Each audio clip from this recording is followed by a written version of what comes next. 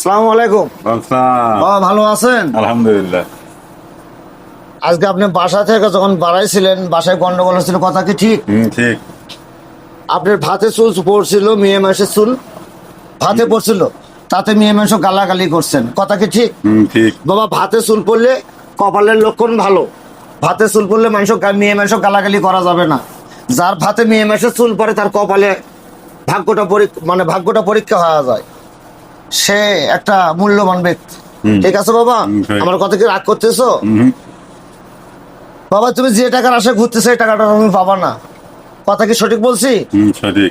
ওই টাকা, তোমার টাকা পায় ওই লোক তো ঢাকায় চলে গেছে, কথা কি ঠিক? তো বাবা তুমি বাসায় যাওয়ার সময় একটা পায়ে একটা টোকলা লাগবে। আচ্ছা। টোকলা বাড়ি খাবি পায়ের সাথে। বাবা টোকলাটা যদি বাড়ি খায় টোকলাটা খোলা হবে না, এই টোকলাটা নিয়ে যা বাসায় রেখে দিবে। 7 দিন পরে টোকলাটা খুলে দেখবো বাবা অনেক কিছু পাওয়া যাবে। বাবা ওই টোকলার মধ্যে কিছু টাকা খরচ করে পারবে না? অবশ্যই পারবে তো?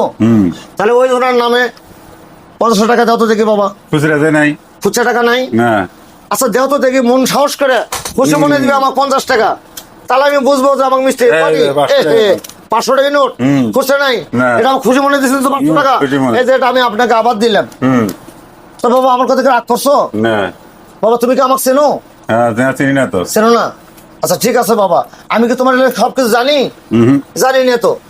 ঠিক আছে আমার কথা না।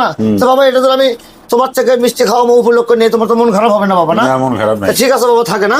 আচ্ছা ঠিক আছে। মার খা গেলাম না, 10 টাকার কাছে 500 টাকা নিয়ে গেল। ভাগ্যেই জানে কি আছে কপালে আজকে।